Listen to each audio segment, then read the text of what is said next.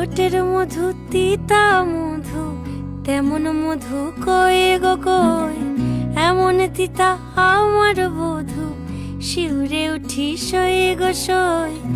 আনবাড়ি যায় আমায় ফেলে বাদল মেঘের ডাকে, একবারও সে ভাবে না গো রায় কি করে থাকে।